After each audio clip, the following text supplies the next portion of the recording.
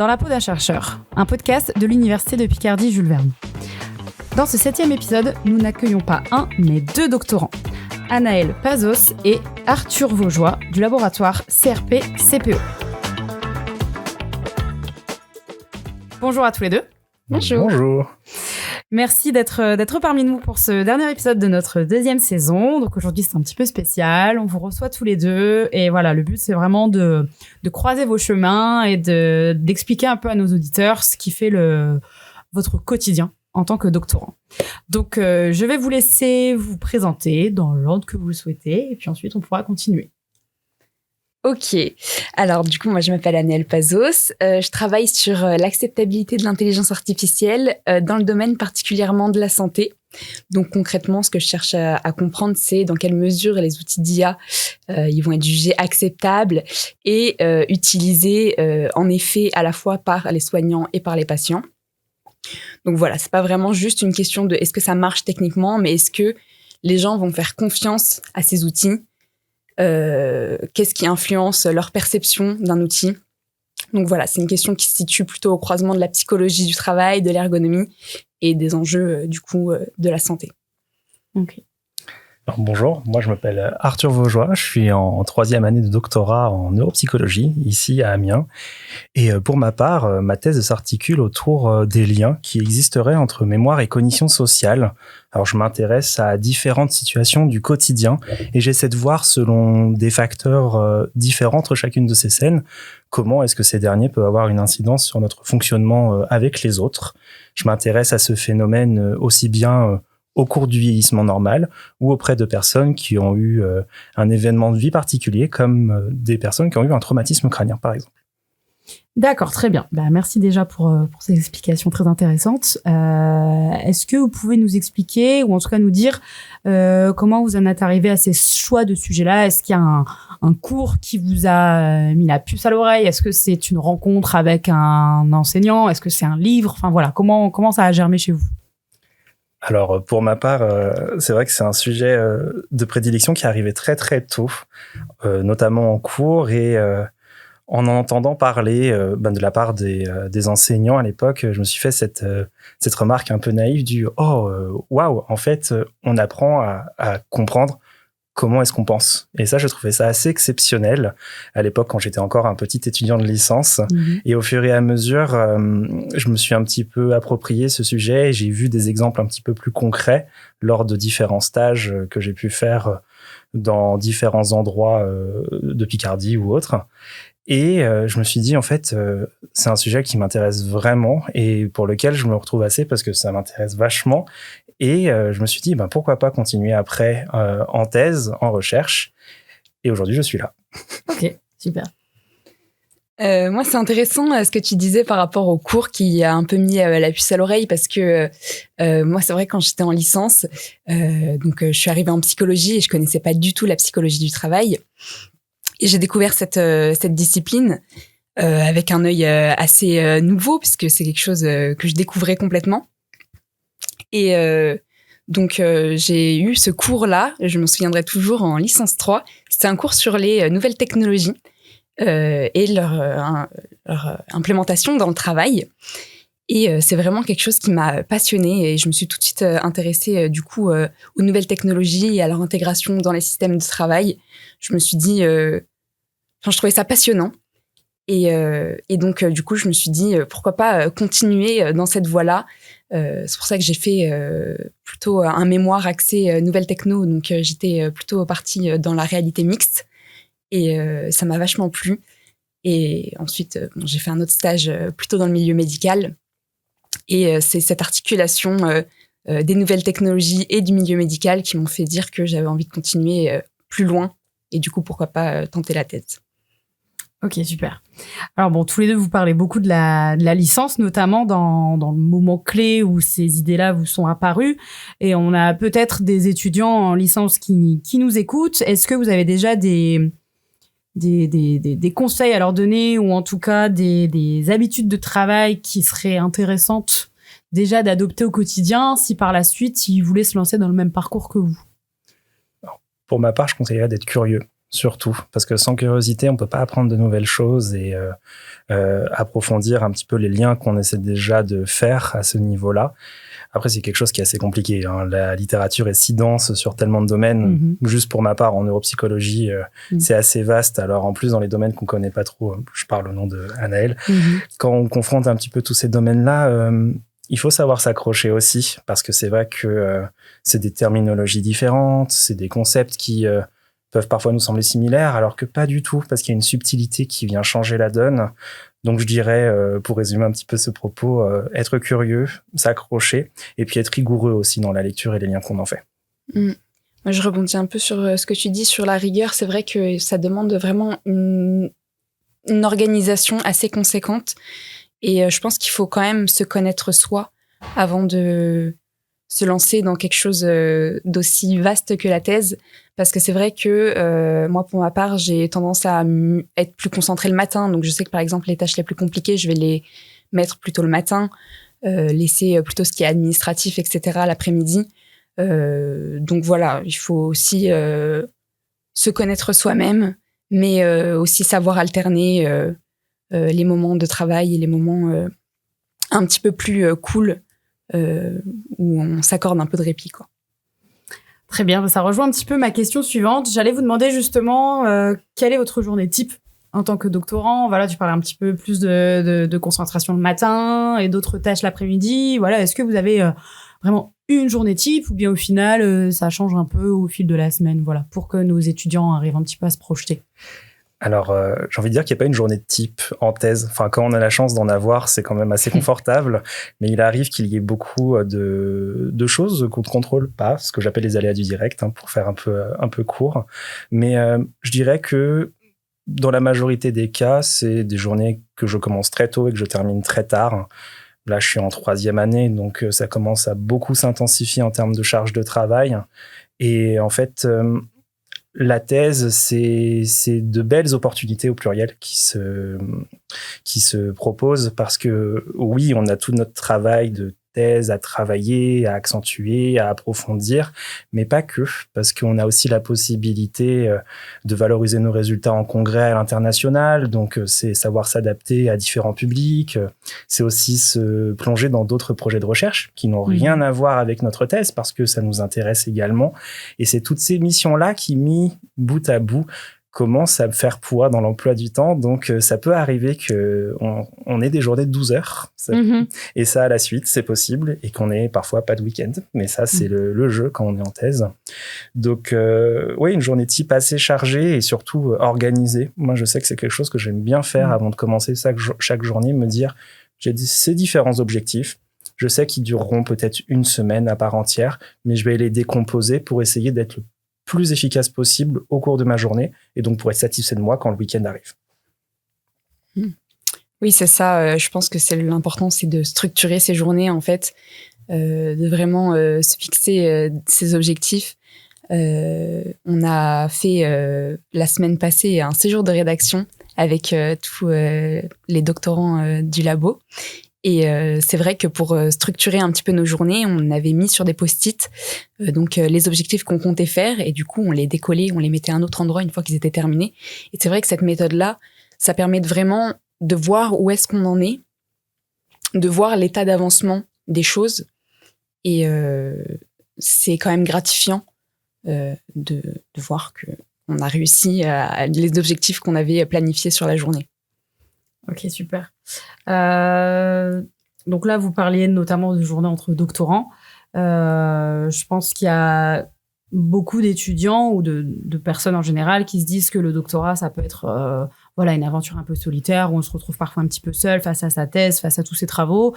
Mais c'est pas toujours le cas puisque là, vous êtes en train de parler de ces journées de doctorants. Voilà, est-ce qu'on peut en savoir un petit peu plus et peut-être essayer de rassurer nos étudiants qui se lanceront là-dedans un jour?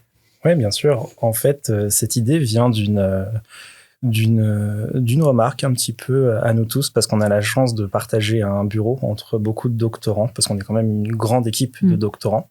Et on s'est dit, c'est vrai que par moment, on a l'impression que c'est solitaire, mais quand on discute entre nous, Et ben on s'avère que c'est pas vraiment le cas parce qu'il y a beaucoup de points pour lesquels on peut s'épauler, que ce soit vraiment en termes de sujets de thèse, parce que parfois certains sujets peuvent se recouper, et d'autres fois ça va être dans la manière de penser, parce qu'on a une manière de relativiser qui va rassurer le doctorant avec qui on parle, et donc de fil en aiguille est venue cette idée de créer une association des doctorants. Donc on a travaillé un petit peu sur ce sujet, et grâce à cette association, on a pu justement prévoir ce séjour de rédaction qui a été mentionné plus tôt par Anaëlle. Et dans ce dernier, on fait un petit peu le travail qu'on fait au laboratoire, mais avec des objectifs très clairs, et puis de l'entraide, de la cohésion et de la bienveillance. On arrive à tous se tirer vers le haut. Et ça, du coup, pas de manière solitaire, mais tous ensemble en équipe. Et c'est ça qui est vachement chouette, du coup, quand on s'accompagne des bonnes personnes, c'est qu'on peut avancer un petit peu plus loin à chaque fois, parce qu'on se tire vers le haut encore plus. Oui, c'est vrai que c'est un travail très solitaire, la thèse, dans le sens où tout ce qu'on va faire, les deadlines qu'on va avoir, les projets qu'on va monter et tout, on va les faire tout seul. Mais il y a cette entraide qu'on retrouve au sein du labo. Et je ne sais pas du tout comment ça se passe dans les autres labos, mais en tout cas, dans notre labo, c'est présent. Et on se tire les uns vers le haut les uns les autres. Parce que on est tous en fait dans le même bateau, même si on a des sujets très différents. On a parfois les mêmes problématiques, les mêmes objectifs. Donc, ça nous permet d'avoir des points communs qui nous font avancer. Ouais, clairement, c'est une belle plus-value pour les doctorants. Tu parlais, Anaëlle, de problématiques qu'on pouvait rencontrer en tant que doctorant, justement. Quelles sont ces problématiques auxquelles on peut être confronté et comment on arrive à les surmonter, justement, qui peuvent s'appliquer à tous les doctorants, en fait, Ouais. de tous les domaines possibles et imaginables.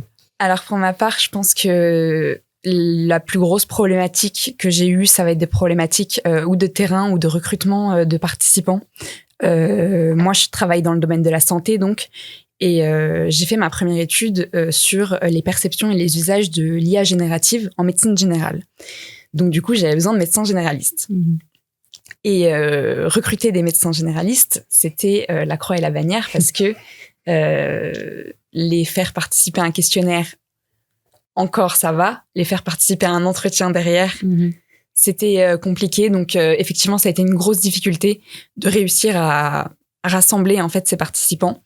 Et c'est une difficulté que j'ai eue dans mon étude qui a suivi, où j'avais beaucoup de mal à recruter des participants.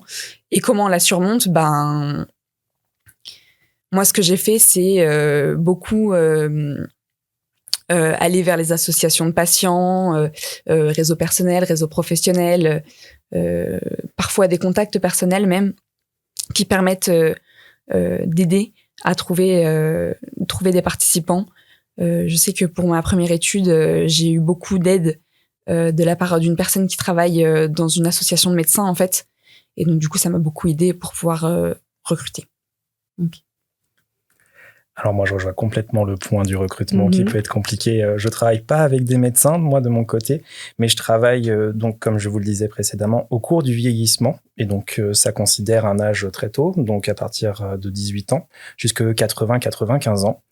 Et contre toute attente, c'est pas si évident de pouvoir recruter des personnes de divers âges.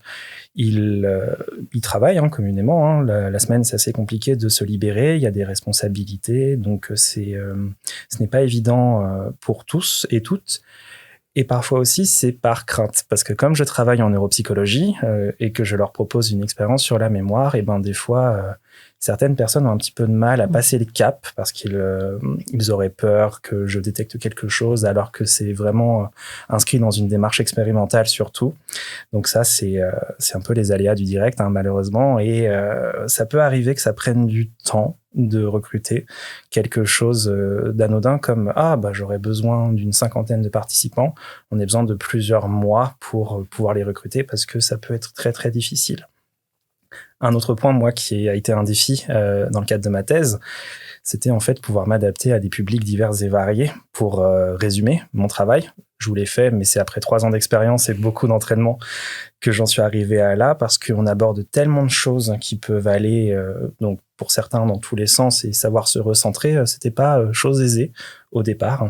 Et puis bien sûr, savoir composer avec tous les aléas. Ça, il y en a qu'on ne contrôle pas, que ce soit des soucis techniques ou d'autres soucis en lien avec la thèse ou les problèmes personnels aussi, parce que c'est d'abord de grandes montagnes russes, le travail de thèse, mais il faut pas oublier qu'on a aussi une vie à côté, et cette vie, parfois, elle peut être tantôt un obstacle ou tantôt un tremplin à cette avancée. Et il faut savoir aussi composer et pouvoir faire la part des choses en se disant, bon, bah là, il faut que je sache penser à moi. Je peux pas trop m'investir dans tel plan parce que en fait, ça va tout simplement me freiner pour l'avancée générale, peu importe le domaine atteint. Et ça, c'est très important d'avoir conscience de ces choses-là pour pouvoir y pallier. Et alors justement, est-ce que vous arrivez à maintenir l'équilibre entre la vie professionnelle et la vie personnelle? Alors, c'est une question intéressante parce que c'est vrai que la vie personnelle et la vie professionnelle, elles ont tendance à être tout le temps ensemble, et c'est assez compliqué de les délier. Ce qui est important de faire dans la thèse, et je pense dans tous les domaines de travail, c'est de vraiment prendre du temps pour soi et de réussir à laisser le travail au travail et savoir déconnecter. Je sais que c'est plus facile à dire qu'à faire, et je suis la première à regarder mes mails pendant mes vacances.